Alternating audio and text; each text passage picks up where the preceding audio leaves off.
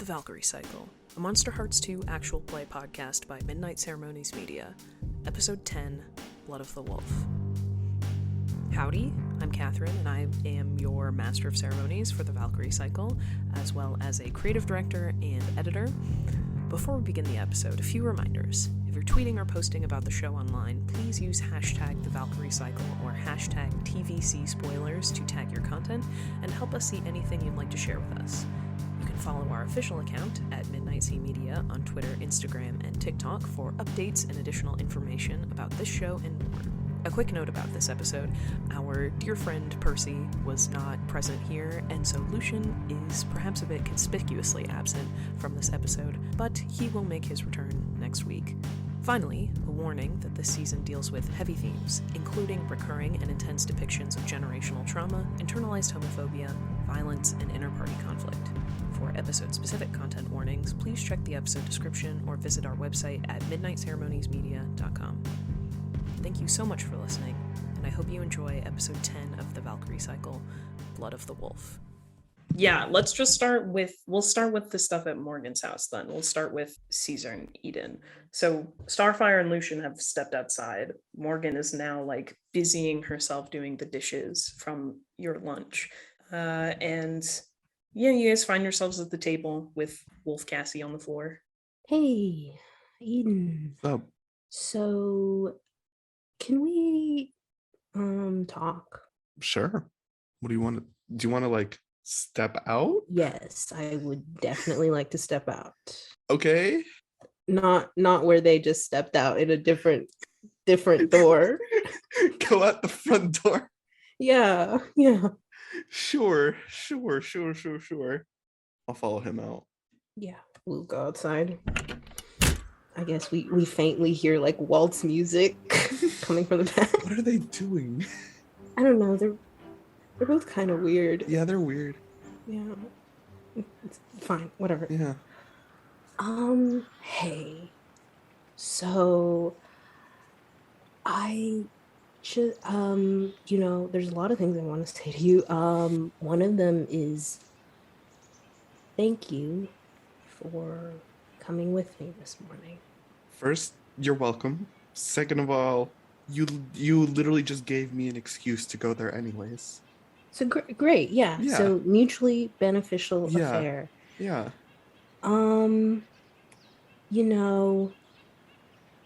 So I think you guys probably heard when me and Lucian arrived that. Yeah. I already figured. Wait. It's so easy to tell with you. I was just waiting for you to say something, but then he said something. Yeah. Sorry I didn't tell you. It's kind of like the thing with Caleb. It's he fine. Wasn't. Yeah. You have a type. It's fine. Okay. So, yeah, that's a thing. That's a new thing. I can't believe you picked up on that at the diner. Yeah. Where else? You guys were acting. It's. But it wasn't a thing then. Okay, come on. I mean, obviously it's been a thing. That's not the important thing. So thank you for that. Yeah. Mainly, I actually wanted to talk with you about something now that we actually have some time. What the fuck was that back at school? Which part? Where you kind of just looked at that, I think, it was Mr. T, and he just did something that you asked him to? I am very persuasive. I saw the whole magic stuff. I'm pretty perceptive. No, I know. So are you and Sylvia siblings? No. What? Is that how that works? No. I have Not told all you snake this. people are related? Stop. Shut up. Nope. Also, I've been over this. She is Italian. I am Mexican. We're not related. Okay. I mean, I don't think we are. Okay. I mean, it's nothing, you know? It's not something that's, I think, relevant. You know, it's probably not something we need to bring up. So if you guys aren't related, are you then enemies? I mean, Is that how that works? in a sense, do you think everyone who's supernatural is just like battling it out? That's Or how it's been happening before. I think it's just this group of people are very combative. I haven't met anybody else that's supernatural, so like I mean, I guess. I mean, there's okay, I guess that is a good point. even between like Starfyre, Lucian, and Cassie, they fight constantly. I mean, you fight with people you love. That's just what happens. Sure. Yeah, yeah, you know, even us, you know, you call me out for having a type and I tell you to That's not not fighting. tell That's me people. having a laugh at you. That's Okay, different. rude. Okay. That's not fighting. This is one way. That's bullying then. Is it when we've been friends You're for 3 bullying a years? gay kid. That's terrible. I can't believe you would call me out for being homophobic. Yeah, I am. As your friend, it's Me? my duty to call you out on these things. I'm disappointed. Honestly, not Yeah, I'm surprised. disappointed in you. Anyways, Yeah, anyways, hey, you're my friend, and I'm sorry I haven't been 100% honest with you. you've just been taking your time. It's fine. You have told me everything that you need to, that I've at least picked up on. Oh, well, thank you. And also, you're welcome, I think. Sure. Thank you. And also, you're welcome, I think. Yeah, yeah, yeah. You know what? Great talk. You're a really great friend. Thank you. You are too. So, we don't need to bring up the magic thing. To everybody else? No. No, no. We can Yes, go back in very. now. Yes, please. We head inside. Yeah, head inside back into the warmth of Morgan's house. So probably around this time, Starfyre and Lucian come in, and we'll just say Lucian's being uncharacteristically quiet right now. He went to go take a nap. He was talking about going to take a nap anyways.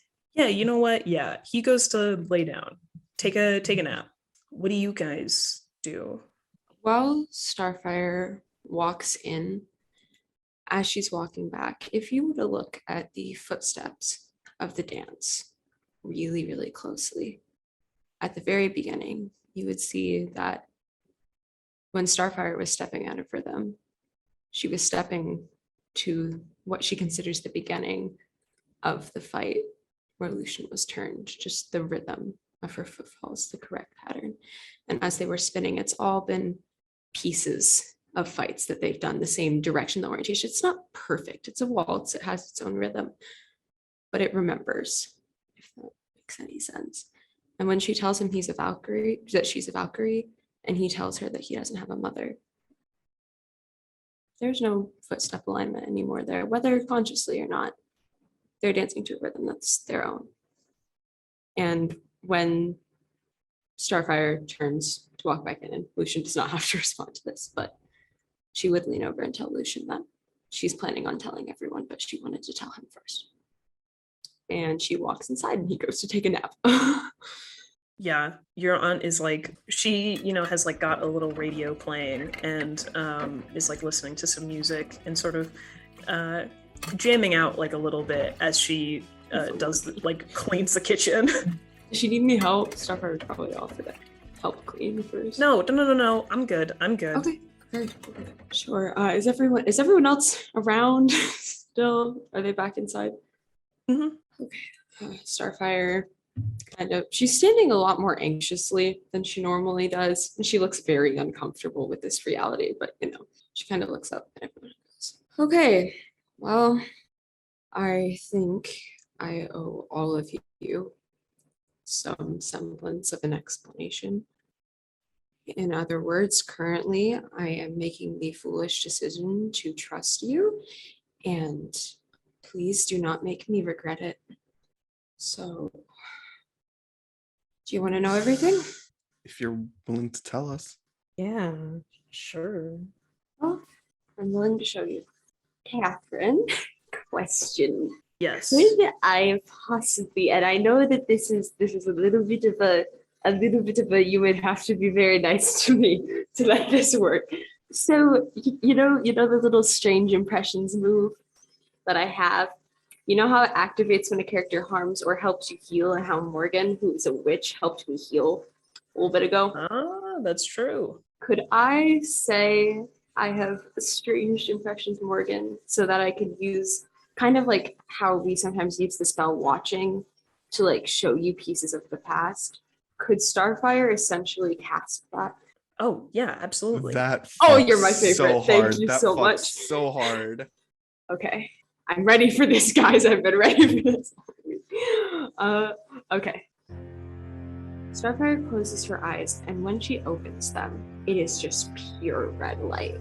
It's like streaming. It's a little, not freaky, but it's definitely and resolutely magic.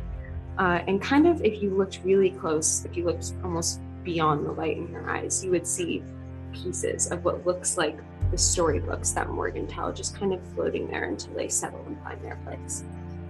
And for the sake of this, since I know you guys all heard the Norse mythos history last time, just imagine that that is retold to you.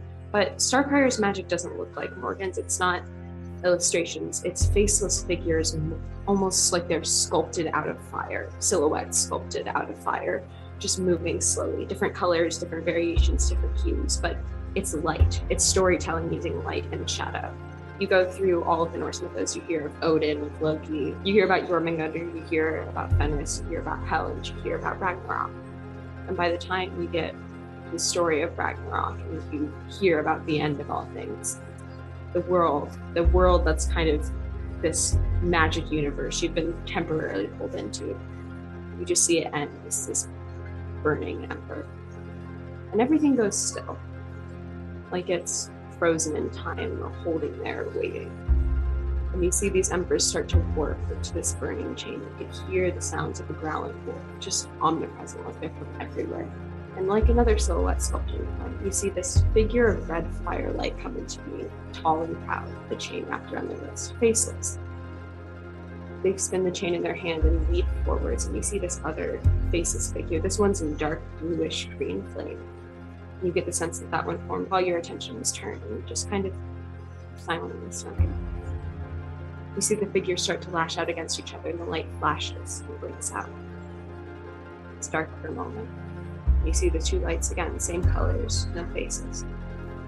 They race towards each other, and it happens again. The light glows and it blinks out, and it glows and it blinks out, and it happens over and over and over again. Time feels fluid and endless.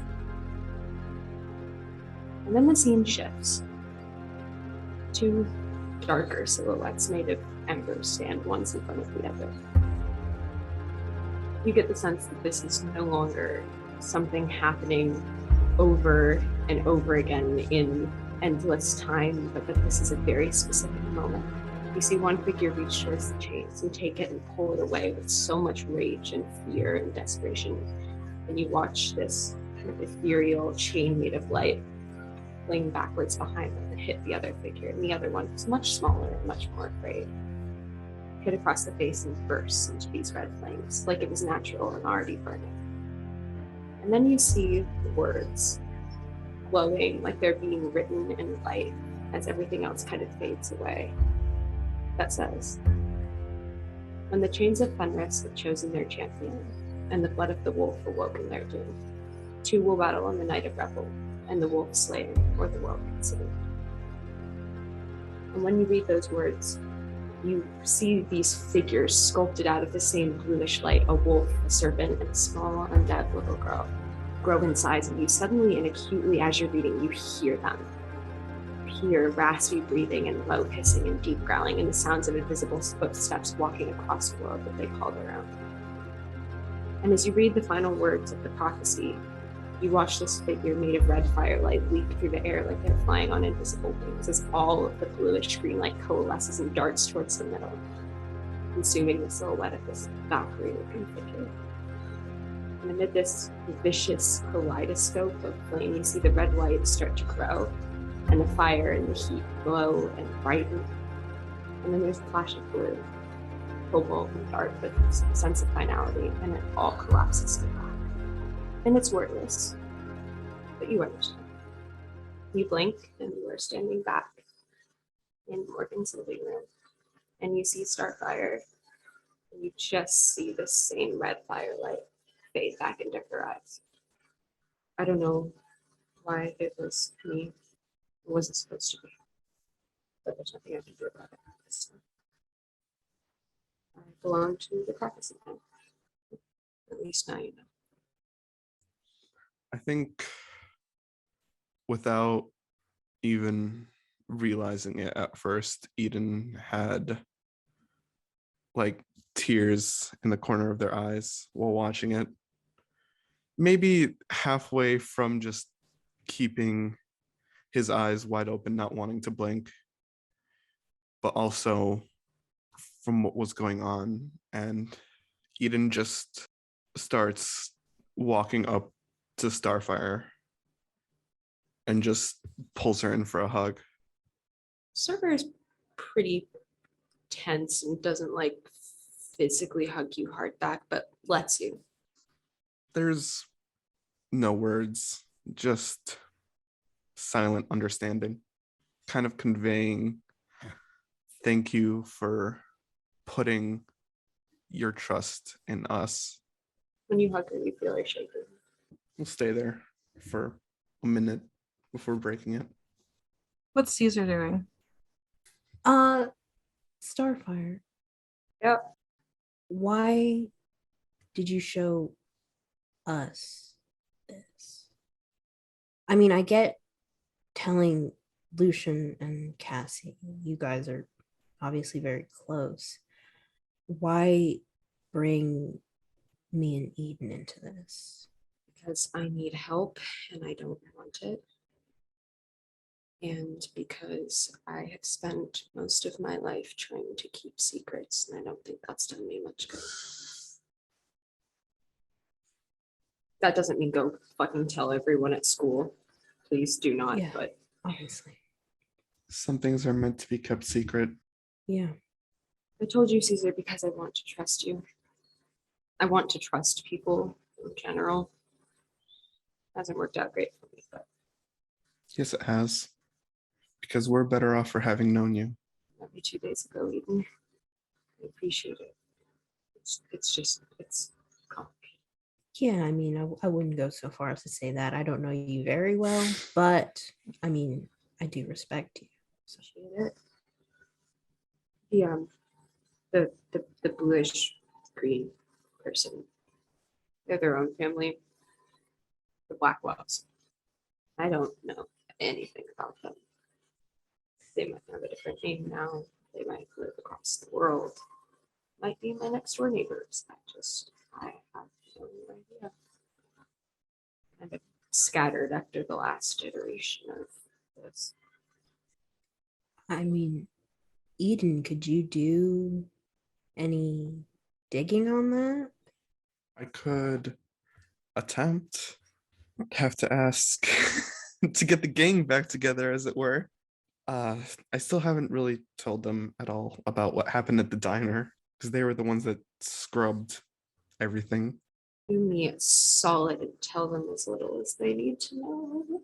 I feel like, Please. I don't know, something tells me about this whole like myths situation that I'm grasping at straws here. It's kind of funny, actually. Sylvia, the wolves. Oh yeah. The witches. Yeah, it's very on the nose.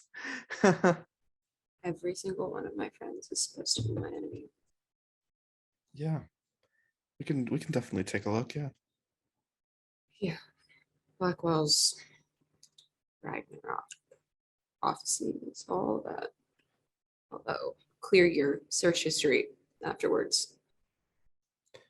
Yeah. Yeah. I mean, there. Eden's very good at this. Yeah, there's Eden there's doesn't- so many things that we could use. We could use VPNs. We could use like incognito servers. We can use private servers. Like This is why it hasn't been solved in centuries, because no one's known how to use a VPN yet.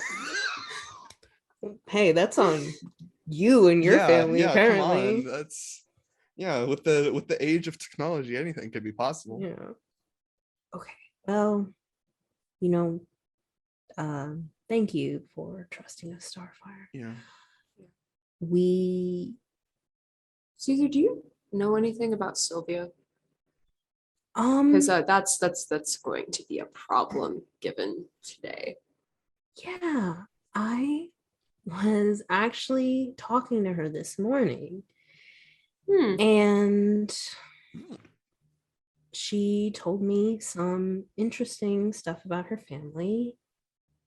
Like, But this is come on, basically- the it's been a trust has got to long go both time. ways here. Did you just see like the entirety of my generational trauma playing out in light form behind me? Like, come on, you got to give me a little bit back here. Well, okay, this is me, Karina speaking. It's been a long time since Sylvia told Caesar what the fuck. But I will do my best to remember it. If I leave out details, imagine I said those details. Or if I get details wrong, imagine I said it correctly. Does anyone have the exact quote in their notes? Victoria, do you? Or I pull said through. something along the lines of my family has a lot of like potions and weapons and drugs like hidden in the house and warehouses, and mafia and dad in jail and cops trying to get in because long line of that. And also that your dad took the fall for something that he didn't do. Yes. Yeah. My dad is like in jail, even though my mom's like the mastermind. He's in jail. He takes the fall because that's like, he's on all the documents, even though he didn't really have anything to do with it. Cool. I say all of that. Wow. Okay. Well, What are you planning on doing with that information? And she just told you all of that? I was not under the impression that you and Sylvia were on here is the entirety of my family's secrets level, but I guess you probably wouldn't have assumed that about me either. So, give me a breakdown here. No, yeah. I'm very persuasive sometimes. People just tell me things. Just for fun. You're standing at school and she's like, "Hey, Caesar, have I told you about the drug stash in my family's basement?" Okay. Well, in the interest of being reciprocally honest with you, You. some people are born with some magic. As No you shit. know, my family has some inherent magic. You're a witch? Mm, Wizard? Whatever the fuck. sorry, are wizards real? Oh, everything's real. yeah, Wizards? witches. Witches. Have Have you you met seen Stephanie Stephanie? They Chaplin? just feel like different flavors, though. Like you wouldn't call Stephanie Okay, a listen. wizard, would you? Okay, listen, They cast magic without No. being magic themselves. maybe people prefer different words. I'm not sure. They're just magic. And There you go. Yeah, some people are just magic. So no, I'm not a witch. Some people are just so magic. what kind of magic? It usually has a Sometimes- purpose. Yeah, the purpose is sometimes I can be more than persuasive. Sometimes I can just make people do things. One of the things I did was I went to go talk to Stephanie when we were at the clearing. She can't cast hexes on all of you anymore. Okay. That's frustratingly useful. Yeah, actually. ever going to wear off, or is that just kind of a constant until otherwise noted? Nope, until I tell her she can. You are scary. Thank you. Quick question. Does Eden know about the whole situation with Sylvia and like Jormungandr? Well, yes, because that's what Starfyre just explained. Yeah. You don't know about their family's curse, though. You just sort of vaguely know that Sylvia's family is likely descended from Jormungandr. Okay. What's Cassie doing for like the last 10 minutes? Yeah. He's just been immediately after Starfyre finished telling everything. He's just been watching the reactions of Eden and of Caesar.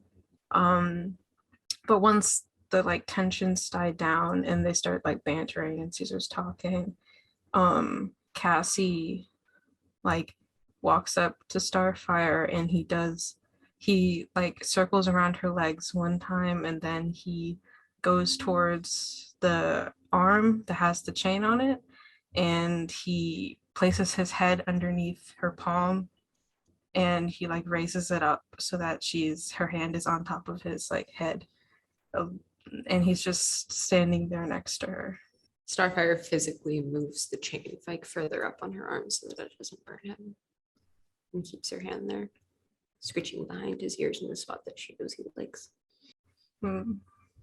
He like leans closer. He's just focused on sitting there, being there for Starfyre. So that's a lot to process. You're welcome. I learned when I was 7. Not about me, about my sister. So your sister. Oh yeah, no. Oh no, she was supposed to be the chosen. That was just a thing for centuries. First daughter chosen at 16 years old by the chain. First one since the history of the world's beginning that wasn't true for, which she has never stopped being bitter about. And while I can't exactly blame her, I would trade places with her in a heartbeat if I could. Yeah, I mean, sisters suck sometimes. Sisters suck sometimes. Sisters suck sometimes. Morgan, you didn't hear any of that. I didn't say any of that at all. Ever. She just like waves a soapy hand behind her and just echoes your sentiment and says, "Sisters suck sometimes." They do. Starfyre laughs. We are all in agreement. Awesome. Good place to start. Yeah. Actually, probably about this time, Eden and Starfyre, you both get texts from Luna that are like say vaguely the same thing, that are just like, things seem to have worked out, question mark. Thanks, question mark. Finger gun emoji back. Starfyre does like a no, I didn't like forget about that. There's just been a lot of Starfyre just sends back a thumbs up and then turns her phone off. All we had to do was say it was a bear. Oh yeah. We said it was a bear. You said it was a bear. Yeah. Great. I feel like you Actually, guys yeah, had no, low speaking of- faith in us. We were Okay. pretty good. Listen, We did great. I love Lucian Astor with Oh, every it was fiber of not my him. being. He But it was not good him. at lying. He's always like, okay, I'll talk. And if he talks, It was so If he bad. talks- He was like, "Oh, I don't know. We'll see. We were skipping school together, bro. What?" okay, great. You're the talker. You're the talker. Yes, So now we I have can 2 do that. talkers. We have 2 talkers. Oh, also, I will remind you that Luna wouldn't actually know about the thing with Stephanie, because I don't think anyone would know at this point, because the only people who were there and witnessed it were you all, and also Oh, she's talking about the cops. carbon monoxide. Yeah, thing. she's talking about the Yeah. carbon monoxide thing. Yeah. Okay. Like, I mean, if you guys want to get ahead of the Stephanie Chaplin situation, I mean, you certainly can like post things or text people, but as of right now, this is like something that nobody knows about. Nope, I don't want to post anything about that. Like, hey, look at my gnarly neck wounds that Sylvia, who's a snake, prints. Okay, no one was saying that. Eden Okay. secretly took a Snapchat photo of In the background, you have like the entire Stephanie's chosen car. squad, like mid-fight. Yeah. Stephanie's trashed car in the background. Yeah, perfect. Is there anything else that you guys want to do? Well, Caesar and Lucian are leaving? Question mark? At some point. Are you asking? Yeah, yes. Yes, I am asking. Are you asking in character? No, Starfyre does not talk like, question mark. I mean, we will be eventually, I guess, Okay. after Lucian has his nap. Yeah, though also Lucian's plans are like for 10 p.m. That's so late. We could go earlier. We don't know. We'll figure it out.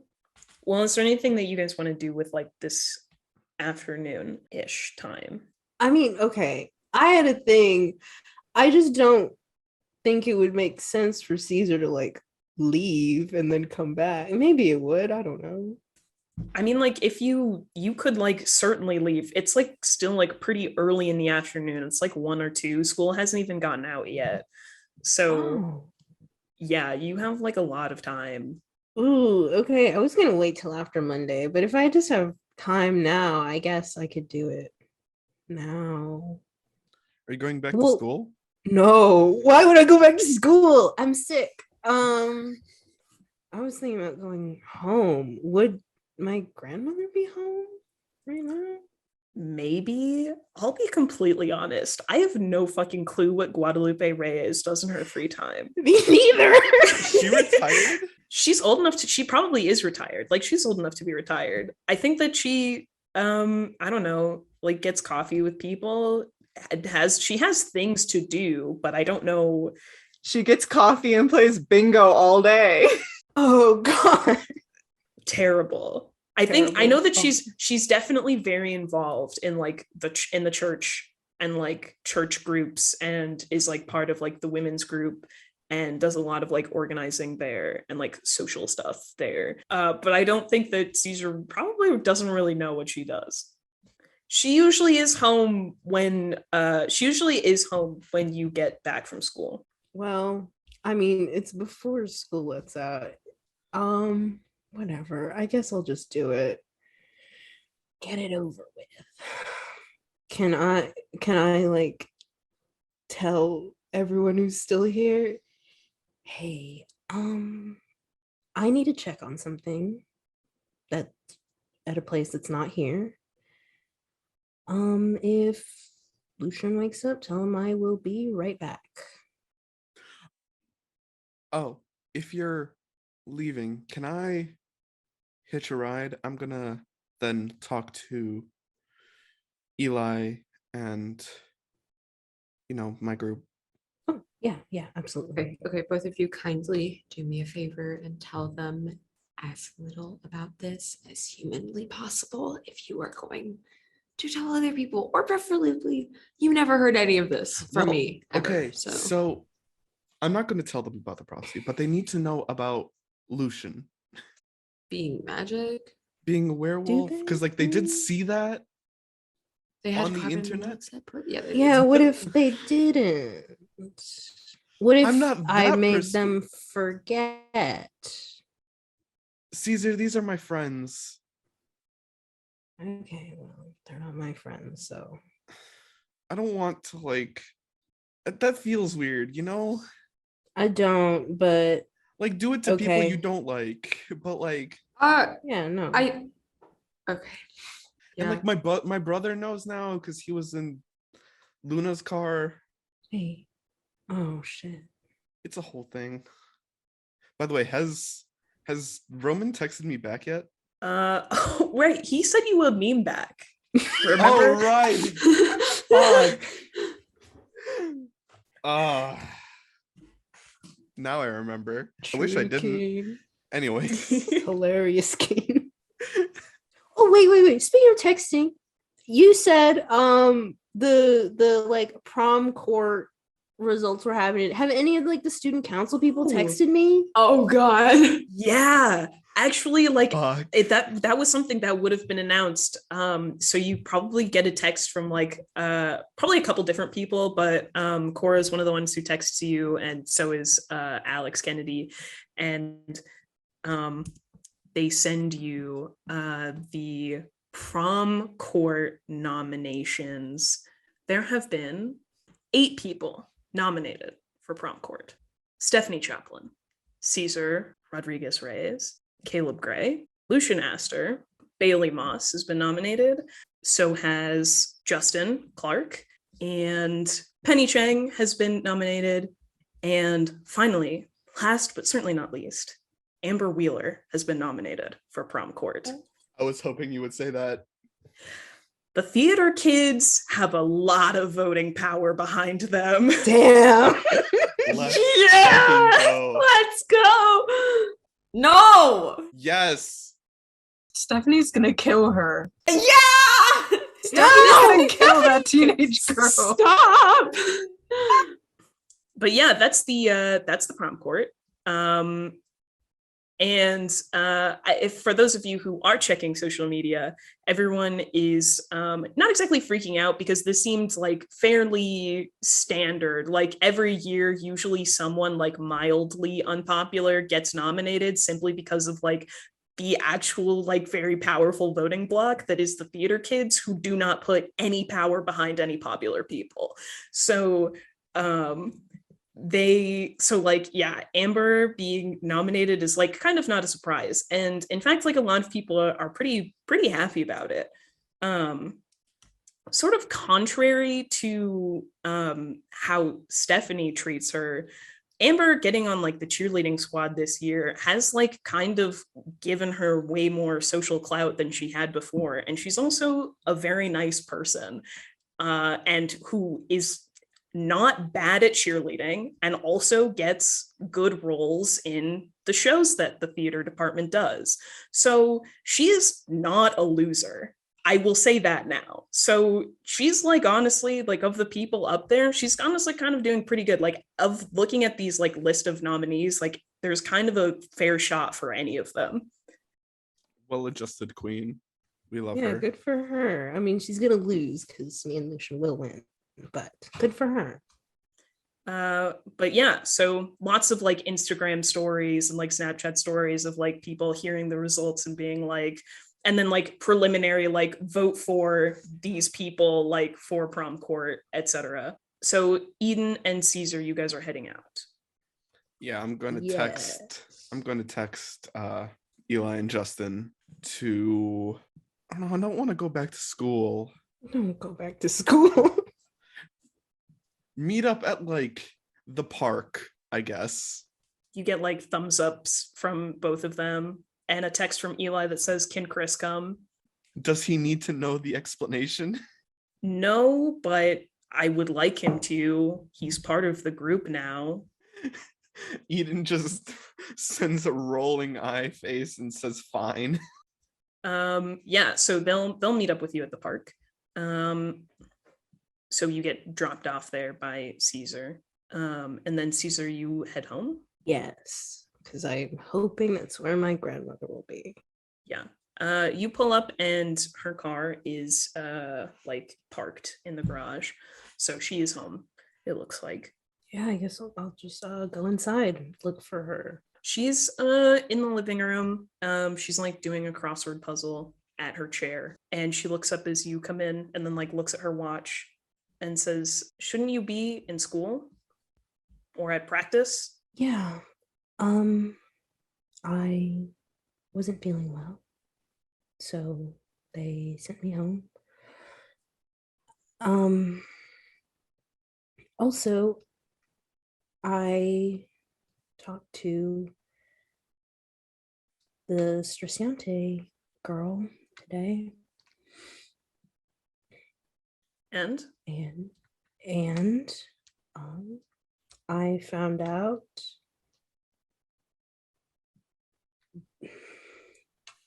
I say the thing that Sylvia told me about like the potions and shit. I just don't want to leave shit out, but I say that. she nods and says, "Good job."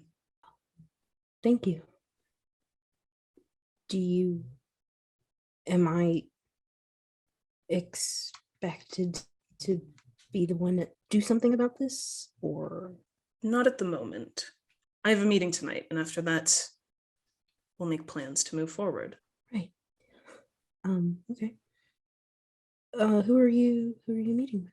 She narrows her eyes at you, and you can kind of tell that she's trying to decide whether or not you're ready to be a part of this.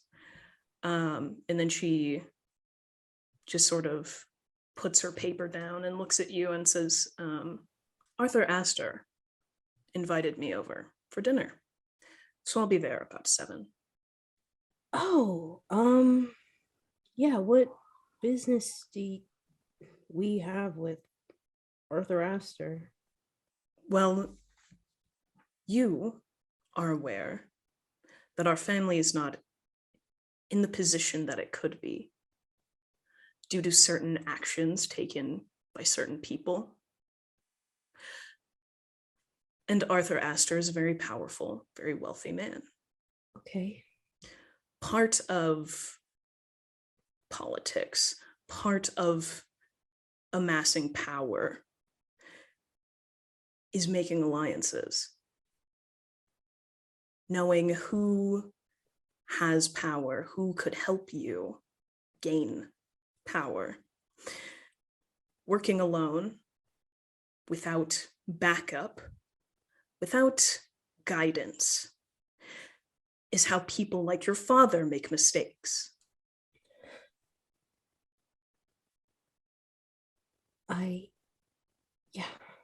Yes, I know that. I just don't see what exactly the Astors have to offer. We have money, and the Astors are a new money family. I don't know how much influence do they really have. We may have money, but our reputation is what is in ruins. And Arthur Astor has connections to people in Washington, D.C. that your father destroyed for us. Right. But that's why I'm doing this. That's why I'm me, to fix that for this family. You are only 18, and you have a long way to go before you are ready to shoulder any kind of responsibility like what I deal with. I'm only 18, and you asked me to go after the Striciantes, a mob family. And you've proven yourself, or you are on your way to. So clearly I didn't make a mistake, did I? No. Good. Do you know when you expect to be home? I can't imagine that it will take longer than a couple of hours. Okay. Maybe I'll see you tonight then. All right. And there will be dinner on the stove before I leave. Okay. Thank you. Caesar will, I guess, go to his room. Cool. Do you do anything over there? While you're there, anything, or are you just processing? I mean, oh fuck. Probably just processing. We're good. Cool. Hey, what the fuck? Yeah, so we'll jump to Stephanie. So you're in the hospital. Yeah. You've been cleaned up. I don't think that they would have given you stitches on like your face. They do the thing instead where it's like sort of like a glue that that they use to like put your wounds back together, and then like, you know, some like butterfly stitches and bandages. And your mom is there like the entire time, or as long as like she can be in the room with you. And like maybe after an hour or so they finish up, and the doctor, you know, sort of can tell that you're very much in shock, so is like explaining to you, but also mostly to your mom, like she has some like broken ribs, there's not a ton we can do about it other than just like take pain medication, ice, and wait for them to heal. If anything goes wrong, let us know, come back, we'll schedule some checkups, we'll keep her overnight for observation, that kind of thing. And your mom is just like very diligently like following along, making sure that she gets all of it.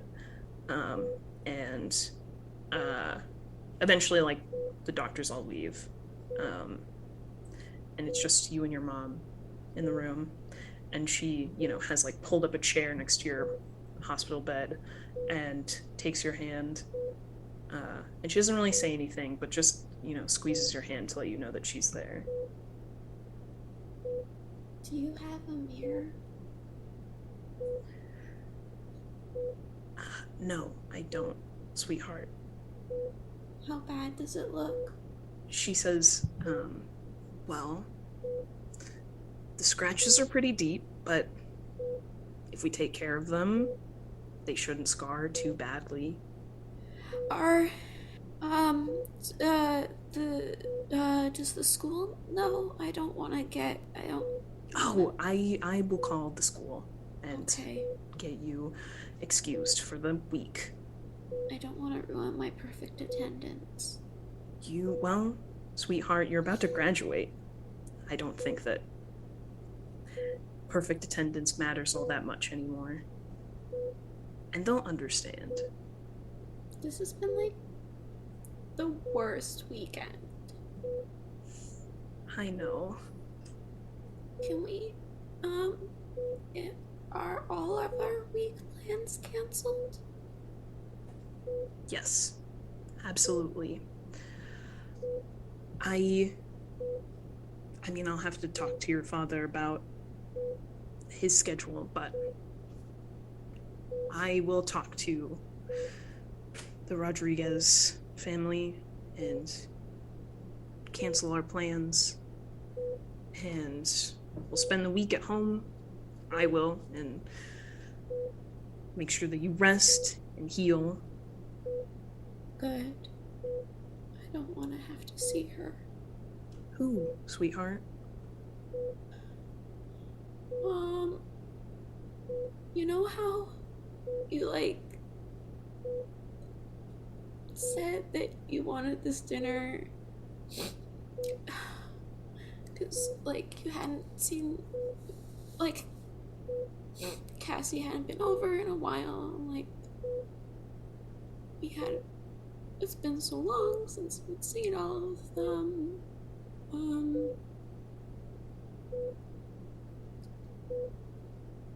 Yeah.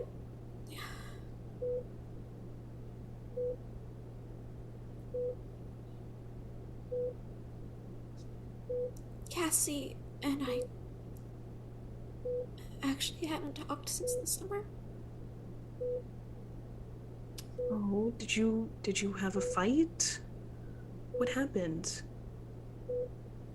Yeah, I guess it was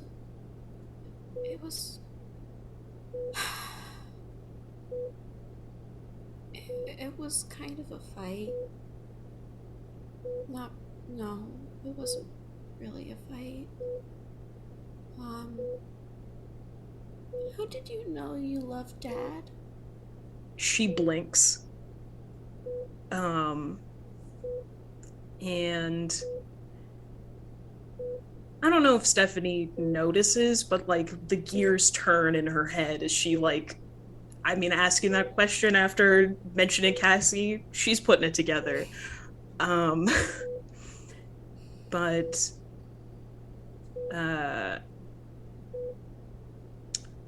she says,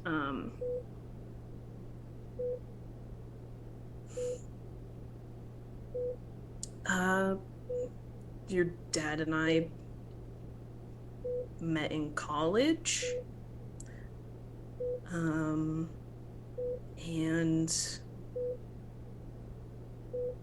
well, he was the first man who told me I was beautiful, and I'd never felt like that before.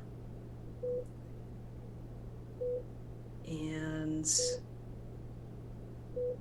when we were together, I felt happy. I felt like we could do anything. Why, honey? Stephanie like squeezes her eyes shut. You promise? You promise you're not gonna hate me? Oh, sweetheart. And she like takes her hand and like brushes your hair back from your forehead and just says, nothing about you could ever make me hate you.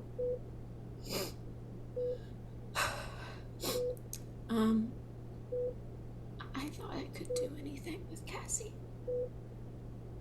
And that scared me. And so I walked away. I didn't just get into a car crash this morning.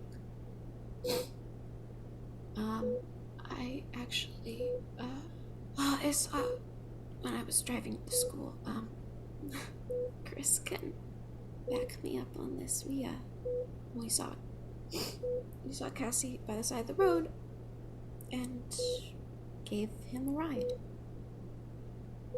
And we talked for the first time in months. And then a wolf attacked. And Cassie left. And so now I'm alone. It wasn't her fault.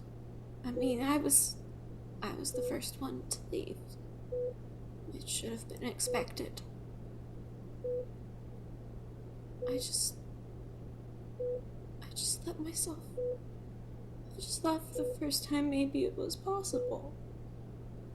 And now I'm wounded. You see that your mom is tearing up a little bit, and she like sniffs and wipes at her eyes, and she looks at you and says,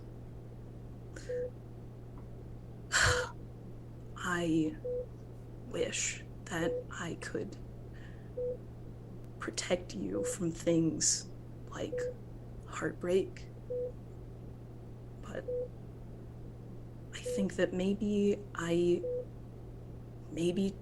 trying to protect you from so much has hurt you more than it's helped. I never wanted you to feel the way I felt in high school. I was the oldest daughter, and I was my mother's least favorite, and I thought that if I could just try and lose weight and get good grades, she would care about me the same way that she cared about Julia. But it never really worked out that way. And so I thought that if I raised you differently, to know that you're beautiful and you are strong and you don't need anyone, then you wouldn't have to feel as miserable as I used to be. But Stephanie, I love you. You are my daughter, and I love you so much. And you are beautiful, and you are strong. And I wish that you didn't have to go through this and you didn't have to feel this way, but I'm going to be here for you, always, so you don't have to be alone.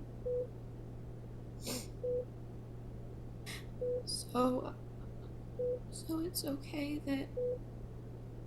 I just don't know. I just don't know what to do anymore. I don't know where I'm going to college. I don't know who I'm going to prom with. How can I live a life better than you did when I don't know what life I'm living? You have so much time to figure it out. And if you want to take a gap year, you can take a gap year. We could take a vacation somewhere. And you don't have to go to prom. Or you can go alone, or you can take one of your friends. I don't or have we can any friends, stay Mom. I don't have any friends left. That's what you don't understand.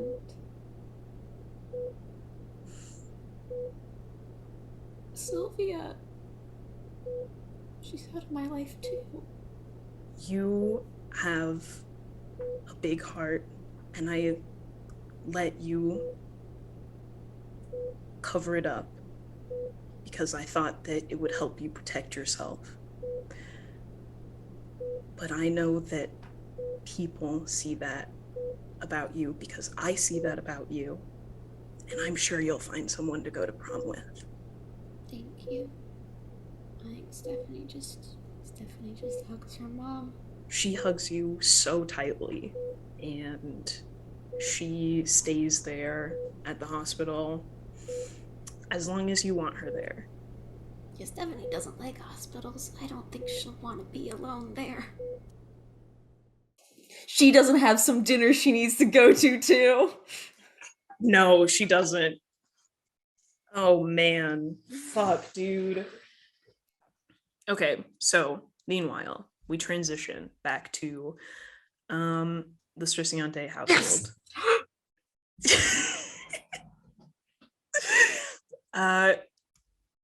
Sylvia, do you get up to anything like in particular while you're waiting for like this dinner to happen? Well, we are gonna have the conversation that I told you about. Oh, right, yeah. Sylvia will wake up from their nap eventually. Probably just go downstairs where I assume mom is still in the kitchen or something. Mm-hmm. So for the dinner, like, is what I'm wearing fine? Or like, oh no, God no. I guess. Do you have something a little bit more formal you can put on? Yeah, I have like a suit I could put on. Oh, that'd be perfect. That's perfect. Okay, cool. Sylvia will go change. It'll be a black suit with a black shirt that will be like top. Oh my god, how many buttons are on a shirt? No idea. Top couple buttons undone. And does she have a tie on? No, we aren't going for the tie. We're going for a like snake necklace thing. Excellent. I feel normal about that.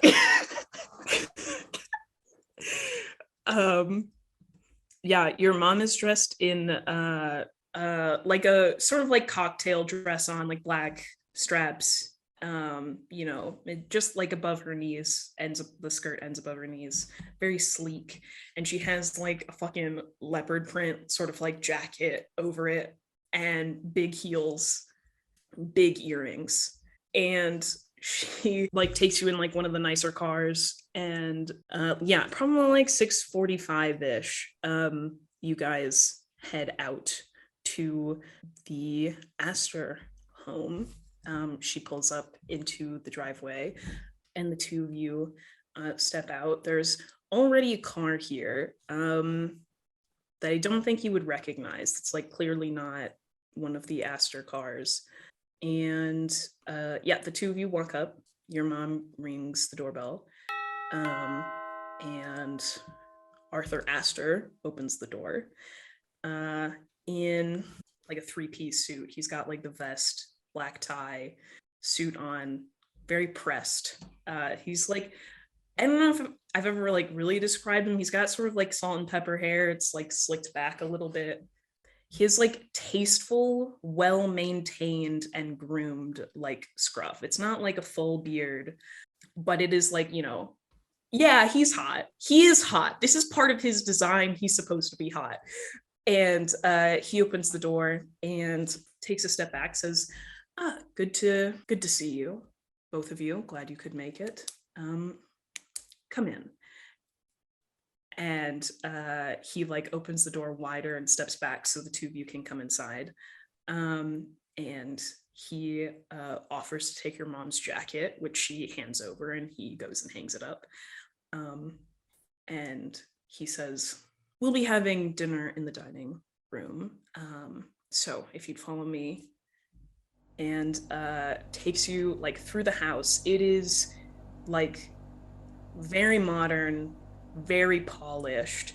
It kind of doesn't even really look like people live here, which makes sense. There's only 2 people that live in this giant ass house, and it's all just like so very well manicured to look like just the perfect rich person's house. A lot of very you can tell like very expensive art, like leather sofas and hardwood floors that are polished, and you can hear like the clack of like his dress shoes and your mom's heels against the floor like almost echoes a little bit as you walk through the house. And he leads you into the dining room, which is like this long like dark wood table, with like a bunch of like high backed like chairs, and he gestures for the 2 of you to take a seat. In here already is a man with sort of tallish, like gray hair, and he was also like in like a white dress shirt with a vest, no jacket, who's sitting at the table. He's got like glasses on, looks kind of like middle-aged, but sort of more academic. He's a dad looking guy, and next to him is Cora Mitchell in like a sort of like green button up and like a blazer over it, and she looks very uncomfortable, and her hair is tied back, and you see that her eyes like widen when you walk in because she like sees you and probably makes eye contact with you and just like looks really surprised, like what the fuck.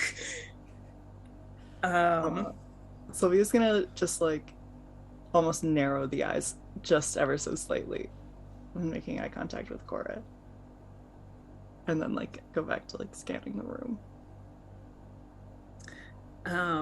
Yeah, you can see that clearly Arthur Astor has taken the spot at the head of the table, and Cora's dad and Cora are like sitting next to him. Like her dad is like at his right hand and she's next to him. And your mom is gonna sit on Arthur Astor's other side so that you are sitting directly across from Cora. And Arthur doesn't sit down. He sort of just like waits for the 2 of you to sit down, and then he says, we should have one other person joining us, and then we will get started, and I'll bring the food in from the kitchen. But feel free to talk amongst yourselves while we wait. And he sweeps out of the room. I don't think Sylvia's gonna say anything. I think Sylvia's just gonna kind of like sit there and like do the like looking up and down of Cora's dad, and then like of Cora, kind of just like a okay. Your phone buzzes in your pocket. She'll take out her phone and look at it, just like not like above the table, but like under the table. Yeah, you got like a Snapchat message from Cora that's like, it just says, "What are you doing here?" Sylvia's just gonna reply, "Same to you." She like, there's like typing, and then it goes away, and then typing, and then you get a message that just says, "My dad brought me." Sylvia will respond, "I'm on business." She like across the table from you, like just looks at you and sort of like raises an eyebrow but nods, and then sends back like, sure. Sylvia's gonna reply, "How are you doing? You're looking a little dazed." She sends back, how are you doing? Everyone and their mother has heard about what happened with you and Stephanie. Sylvia's gonna reply, "I'm fine. Who cares about Stephanie?" She types back and just says, thank God, bitch is homophobic. Okay, so we're gonna send the eye rolling emoji. Cool. Probably about this time, your mom sort of like gently like nudges at your wrist because Guadalupe Reyes and Arthur Astor have walked in, and Guadalupe's in like sort of like two-piece, like, you know, she's like a blazer and like a matching like long skirt and black, like a nice like white blouse, and she sits down at the other head of the table, and Arthur Astor. See, the thing is, like, he doesn't have like anyone in his household who like works for him. He doesn't keep like any like housekeeping people or like anything. So he goes and he carries in all the food and from the kitchen, and like lays down a plate for everyone, and then he takes his seat at the head of the table and looks at Guadalupe and says, Miss Reyes, if you wouldn't mind saying grace. And she, yeah, like folds her hands and like looks around and waits for everyone else to like bow their heads, and she says grace. Sylvia is gonna roll their eyes and just be like, bow the head for a second, and once Guadalupe starts, is gonna put her head up and look around like, what the fuck is this? Arthur and Cora's dad have both like bowed their heads and like have their eyes closed. Cora has her head bowed but her eyes open, and your mom like is just very blatantly like not doing this.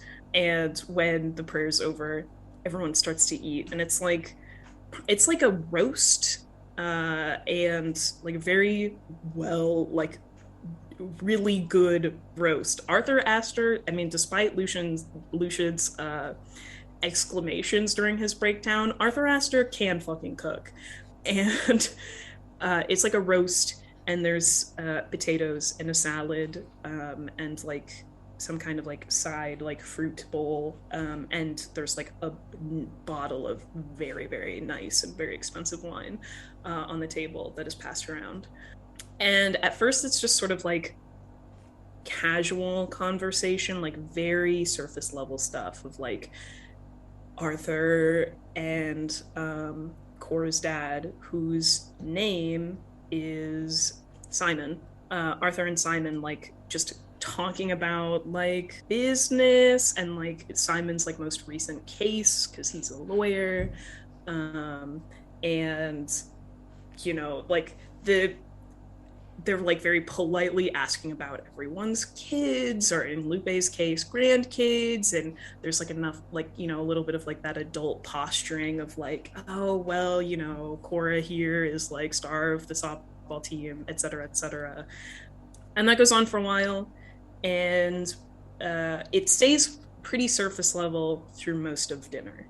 When it seems to be mostly like wrapped up, Arthur takes well, the bottle of wine's probably finished, and so he like wipes his mouth with a very nice like cloth napkin and sets it down on the table next to him and stands and says, well, as much as I've enjoyed our chit chat, I think that we should take any further conversation to the study. And everyone starts to get up and yeah, I mean, just like follow him down the hallway. You see that as you're like walking, Cora like sidles up to you and just, I don't know, I don't even know if she would say anything. She's just kind of like walking next to you and like looking over every once in a while.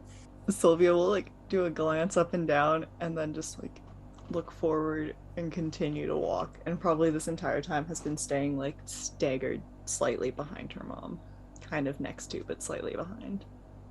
Arthur Astor's study, he unlocks the door and lets you all in. And inside, it is, there are like these big glass windows against like the back wall that face out into like the forest behind the house. And then in front of the windows is like this large, like heavy wooden desk with a desk chair and like some papers on it, like a little like pen holder full of pens. You see that facing outward, like at the door, is a photo, like a framed photograph of what would look to be like Arthur Astor's parents, maybe, and him as a like younger man, like high school age. Um, and there's like these very nice leather like armchairs, and there's like a an alcohol cabinet and like a bunch of bookshelves, and he like immediately goes and like starts pouring like glasses of like some kind of like brandy for the adults. And the whole room is like very like wood paneling, and there's like some rugs on the floor. And above the door, so like you can only see it when you walk in, is a painting of a wolf swallowing the sun. As everyone steps inside, Arthur closes the door behind all of you and says, well, no use standing on ceremony. I think we should discuss why I invited you all here tonight. And the reason being that, well, my son has decided that he is going to move ahead some of my plans. So, I wanted to make sure that you all were on the same page before anything untimely happened to me. Lupe, I think, is like the first to speak, and she says, well, Astor, I think that you should start by explaining a couple of things to me, namely why I should be interested in anything that you have to say while they are present. And she looks directly at Sylvia and Cynthia. And Cynthia just immediately like stands up and just says, and what is that supposed to mean? Sorry that my family isn't as hoity-toity as the rest of you, but I think you'll find that, well, we are more than a match for your dwindling reputation. And Guadalupe sort of like furrows her brow, and before she can speak, Arthur just puts up a hand and says, I brought you here, all of you here, because it's come to my attention that two of the families who could be of most use to myself and Simon are not aware of what's been going on. Or perhaps you are, but you are not aware of the plans that we have made. So, let me explain a few things. Or actually, perhaps Cora, would you like to explain a few things? And Cora like glances at her dad, who just sort of like looks at her and nods like she should speak. And Cora is trying very hard to keep it together. You can tell, like, she's trying to keep like a stoic face, but she also does look fucking miserable. And she looks at your mom and Guadalupe and just says, we're not the Mitchells. Our last name is Blackwell. And I'm the heir to Fenris. And Arthur nods and says, and what that means for all of you is that Ragnarok is coming. And Ragnarok will happen. The details, the specifics are not incredibly important at the moment. But what is important is the fact that myself and Simon have an arrangement in place so that when Ragnarok happens, and he looks very pointedly at Cora, our families will be taken care of and will survive to see the world remade and remake it in our image. As powerful magical families, I would imagine that you would feel perhaps inclined to also not be wiped away from the face of the earth when Fenris inevitably destroys it. So, we're here to extend an invitation and a peace offering to the Striciante and the Reyes families. I understand that there is some kind of serpentine conflict between the two of you, but that is going to end today. If you are inclined to survive the apocalypse, all you have to do is agree to help facilitate her victory. Because the specifics that we don't have to get too into detail of involve a conflict between Blackwell here and the Millers, specifically Starfyre Miller. Now, Starfyre and her little friends, who include my son, have been getting up to their shenanigans these days, and what I want that to end. The witch in this town, Penelope Grimm, is also meddling, and I want that to end. And I want both of you to make it end. I do it myself, obviously, but I don't intend to be around much longer. So, you will be granted complete assurance. You and your families and the people you care about will make it through to the other side of Ragnarok. And in exchange, you will make sure that Ragnarok happens as it will. Specifically, I want Starfyre and her little friends to stop meddling in the woods. And I want Starfyre, well, I would really like her to not have any friends at all. Of course, none of you will lay a hand on my son, but I don't really give a shit about the others. And I want Penelope Grimm dead. Feel free to go after the other witch too. I think her name is Morgan. It never hurts to off allies. Others' allies, anyway. Guadalupe, just sort of sips at her glass and then says, "And what, pray tell, happens if I don't agree? Ragnarok throws quite a wrench in my plans." And Arthur Astor just takes a sip of his brandy and looks at her and says, "Well, I think you know a little bit too much not to agree now, don't you?" And you see that Lupe sort of tilts her head and thinks about that, obviously catching on to the threat there. And he looks over at Cynthia and you, Sylvia, and says, "How does the Striciante family feel?" Sylvia's gonna look at her mom and just be like, "Huh, how do we feel?"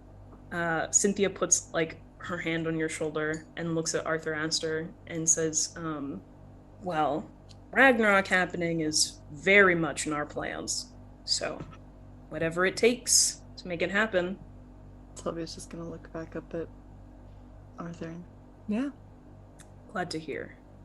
In the meantime, I have accounts set up that Simon has access to, so if money should be an issue, though I doubt it will be, you have, free reign to the Astor estate. And Simon will, in my absence, keep you abreast of all the plans and backup plans that we have in place. And I think that there are there's a little bit more of talking specifics, financial specifics, and now they explain more in detail of what the deal is with the prophecy and everything. So now you, Sylvia, also have the prophecy and you know it, and though it is of course from the other perspective. And probably at a certain point, I think that Cora sort of leans over and whispers to her dad, and says, and just like asks to be excused to like go to the bathroom or something. And her dad nods, and she just gets up and leaves the room. I think Sylvia will follow. Just do like a little tap on her mom's leg and get up and go. Yeah, you follow Cora out of the room, and she does not go for the bathroom. She heads outside, and she like pulls like a cigarette and a lighter from her pocket and starts smoking in the backyard, like leaned up against the back of the wall, against the back wall, and she looks at you as you like presumably follow her out. So, you are fated to kill your little buddy? I really don't like to talk about it or think about it. So, like, how long have you known? Since my brother died. How'd he die? He died in a fucking car accident. Oh, so it's not like y'all failed. Oh no. It was completely random, and now it's me. And yet, still friends with Star? I don't know. I shouldn't be. You know, I don't really care about Star, but you're a lot meaner than I realized. Kind of like Stephanie. She grabs the front of your shirt and slams you against the wall. Like, and she's much stronger than maybe she looks. And she says, I know you just got your heart broken, but don't compare me to that bitch. What do you think's gonna happen to Star when you have to kill her? When she realizes her little buddy is gonna kill her and has been the one that she's been looking for.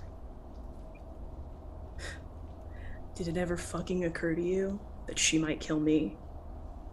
Well, let's hope that doesn't happen. Wouldn't work out too great for me, so. I have a job to do. And I'm gonna fucking do it. So don't worry about that. I'd say, maybe, you should worry about your little buddy. Because Arthur Astor doesn't seem to know anything about Stephanie fucking Chaplin.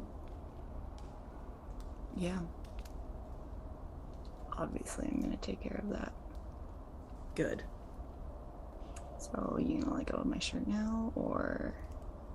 I don't know, I'm kind of comfortable right here.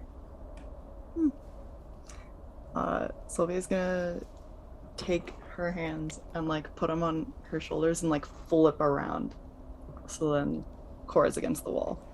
She just looks up, like, I guess looks up at you, because I think you're probably taller than her, and just like raises her eyebrows. Still comfortable? You bet. I want one of my predictions to happen. We're gonna kiss her. Yeah, roll to turn her on. So that's a 10 plus 1, so that's an 11. It's all happening. Gain a string on them. Ooh. Oh my god. And she gets to choose a reaction. Yeah, I mean, she'll just kiss you back. I feel like there's no other option here. She kisses you back. I don't know what else. I don't have plans anymore.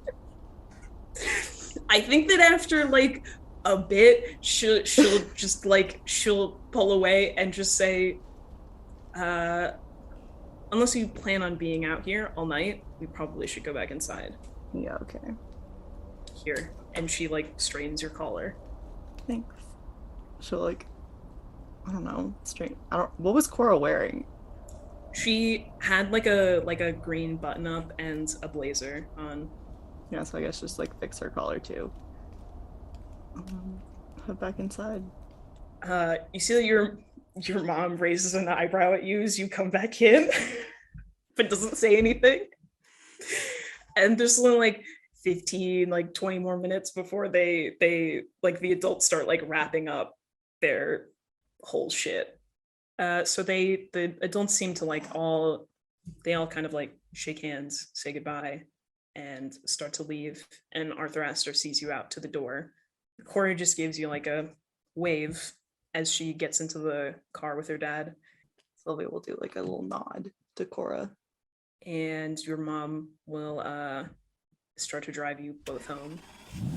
On the drive, Sylvia's gonna look at her mom and go, so that little part of the clause, I guess, about not hurting little baby boy Astor, if Arthur dies, how would he really know? She like reaches over and pats your cheek and says, I guess he wouldn't. Okay. Kind of just wanted to make sure we were on the same page here. Figured we were. Mm-hmm. I might need to head out when we get back, though. Have an errand to run, I guess. Alrighty. Well, that was very productive. And she, as she's like pulling the car into the driveway, she just says, you've been doing really well, Sylvia. And I think that you're exceeding my expectations. Sylvia's gonna do a little smile. Thank you. She won't like take her heels off and then just carry them up the driveway to go inside. Sylvia's gonna get out of the car and then hop on her bike. And where are you gonna go? We're gonna check SnapMap and see where Miss Stephanie Chaplin is. She's in the hospital, motherfucker. That feels like a good place to stop, honestly. Catherine, you are brilliant, and You're I hate crazy. you, but I love you. This is insane. I'm insane. This episode featured Catherine Rarrett as the Master of Ceremonies, Percival Walter as Lucian Astor, Quinn Borzin as Aiden Grace, Arcadia Reeves as Cassie Rodriguez, Casey Fleming as Starfyre Miller, Karina Revilla as Cesar Rodriguez-Reyes, Victoria Nielsen as Sylvia Striciante, and Saffron Heftigab as Stephanie Chaplin. The Valkyrie cycle is co-directed by Catherine Rarrett and Saffron Heftigab and produced by Casey Fleming. This season's editing team includes Catherine Rarrett, Karina Revilla, Casey Fleming, Zola Heftigab, and Saffron Heftigab. Music for the Valkyrie cycle was composed by Haley Adams and Quinn Borzin, art was created by Arcadia Reeves, and our social media team is run by Fabiola Liano. Additional sound effects are sourced from freesound.org and zapsplat.com under the Creative Commons Attribution License.